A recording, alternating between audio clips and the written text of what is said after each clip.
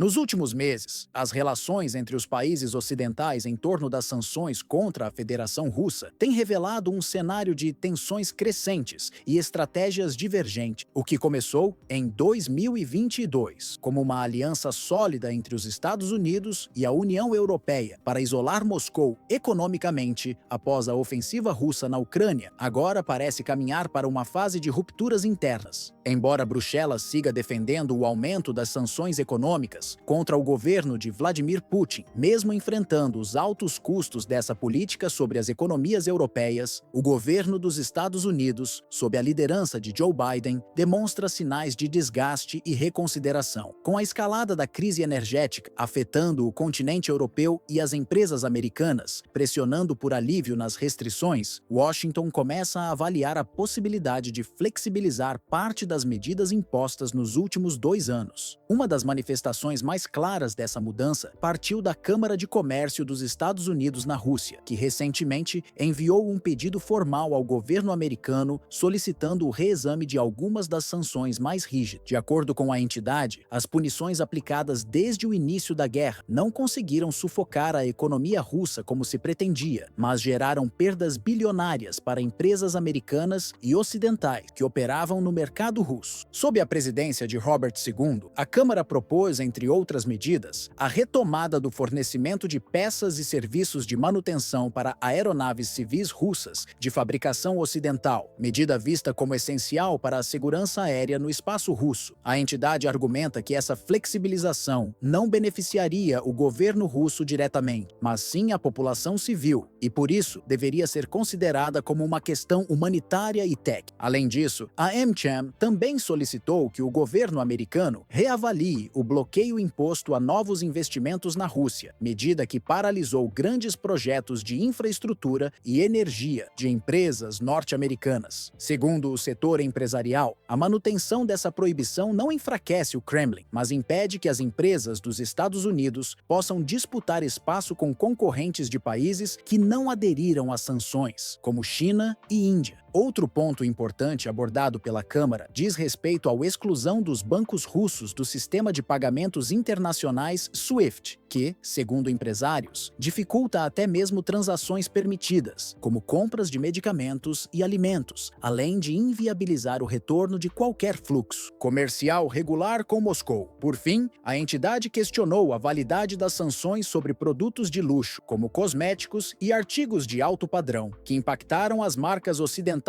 sem causar dano real à elite russa. Esses pedidos refletem um crescente desconforto dentro dos Estados Unidos, que já não parecem mais tão alinhados à estratégia dura da União Europeia. Enquanto Bruxelas insiste em manter o cerco econômico contra a Rússia, líderes americanos buscam formas de retomar parte dos laços comerciais, especialmente diante da pressão de grandes conglomerados afetados pelas sanções. As diferenças entre Europa e Estados Unidos ficaram ainda mais visíveis durante a última cúpula em Londres, onde, de um lado, líderes europeus como Ursula von der Leyen e Emmanuel Macron reafirmaram o compromisso com a Ucrânia, defendendo o fortalecimento das sanções, enquanto a delegação americana adotou um discurso mais cauteloso, sinalizando a intenção de flexibilizar certas restrições com foco em interesses econômicos. Além disso, surgem discussões sobre o possível retorno de empresas americanas ao mercado russo. Embora ainda não haja confirmações formais por parte do governo Biden, o diretor do Fundo Russo de Investimento Direto, RDIF, Kirill Dmitriev, afirmou publicamente que negociações com algumas corporações norte-americanas estão em andamento e que a retomada de atividades poderia ocorrer ainda no próximo trimestre. Contudo, analistas internacionais alertam para os riscos. Desde o início da guerra, o governo russo já nacionalizou mais de 60 empresas estrangeiras, com perdas estimadas em mais de 8,6 bilhões de euros, além de ter imposto exigências para o funcionamento de empresas ocidentais, como a necessidade de aprovações específicas especiais e o controle estatal indireto de gestão. No campo energético, rumores apontam que Estados Unidos e Rússia estariam mantendo diálogos confidenciais sobre a possível reativação do Nord Stream 2, o gasoduto construído para ligar a Rússia à Alemanha. Apesar de concluído, o projeto foi bloqueado por sanções e nunca entrou em operação. Fontes próximas a essas negociações mencionam o envolvimento de Matthias Warning, ex-membro da Stasi e aliado próximo de Putin, como interlocutor entre o governo russo e investidores americanos interessados em explorar novamente o mercado de gás natural. Uma eventual reabertura do gasoduto alteraria profundamente o mercado energético europeu, ainda mais em meio à crise de abastecimento que se agravou desde o rompimento dos laços com Moscou. Por outro lado, o Kremlin não garante estabilidade jurídica ou segurança plena para investidores estrangeiros, mantendo políticas rígidas de controle e monitoramento de empresas que operam no país. Essa incerteza mantém multinacionais hesitantes, temendo novas rodadas de confisco de ativos e mudanças unilaterais de contratos. Diante desse novo cenário, questiona-se a real eficácia das sanções ocidentais, que, além de não terem paralisado o governo Putin, afetaram duramente a economia europeia com inflação energética e crise industrial, além de pressionarem empresas americanas com interesses na Rússia. A possível decisão dos Estados Unidos de aliviar algumas restrições representa uma ruptura na narrativa de unidade ocidental e mostra que os interesses econômicos começam a pesar mais do que a solidariedade política. Enquanto isso, Putin segue fortalecendo sua posição, aproveitando as divisões internas no Ocidente para manter sua estratégia firme na Ucrânia e ampliar a influência russa em outros mercados. As sanções que deveriam desestabilizar Moscou acabaram expondo a fragilidade das alianças ocidentais e a dificuldade em manter uma frente coesa. Dessa forma, o cenário atual revela um momento crucial e de incertezas para a política internacional, especialmente no que se refere à guerra na Ucrânia e à relação entre Ocidente e Rússia. Nos próximos meses, decisões tomadas tanto em Washington quanto em Bruxelas poderão redefinir o equilíbrio geopolítico global, com consequências que extrapolam as fronteiras europeias. De um lado, a União Europeia insiste em manter uma postura inflexível, mesmo diante do impacto profundo das sanções sobre sua própria economia, incluindo inflação energética, recessão em países como Alemanha e Itália, além do descontentamento popular em função da alta no custo de vida. Apesar disso, líderes europeus continuam reforçando a importância de sustentar o apoio à Ucrânia, temendo que qualquer sinal de recuo favoreça as pretensões militares de Moscou. Por outro lado, os Estados Unidos, embora tenham liderado as sanções mais duras contra o Kremlin desde o início do conflito em 2022, agora parecem avaliar com mais cautela os efeitos colaterais dessas medidas. Setores econômicos influentes dentro dos Estados Unidos, especialmente ligados à indústria, energia e tecnologia, têm pressionado a administração americana a reconsiderar algumas restrições, alegando que os prejuízos para empresas nacionais começam a superar os ganhos políticos. Ao mesmo tempo, o Congresso americano encontra-se dividido. Enquanto uma parte defende o endurecimento contra Putin, outra argumenta que o foco deveria ser redirecionado para os problemas internos dos Estados Unidos, como a inflação, o déficit orçamentário e o equilíbrio comercial. Nesse contexto, o apelo da Câmara de Comércio Americana na Rússia, AmCham Rússia, surge não apenas como uma manifestação empresarial isolada, mas como um possível marco inicial de um reposicionamento diplomático mais amplo. Ao pedir a revisão das sanções, a Câmara abre um debate público e político sobre os rumos da estratégia ocidental. Se tais demandas forem atendidas, mesmo que parcialmente, isso poderá representar o primeiro passo para um afrouxamento geral das restrições contra Moscou, com possíveis repercussões em áreas sensíveis como o setor energético, financeiro e tecnológico.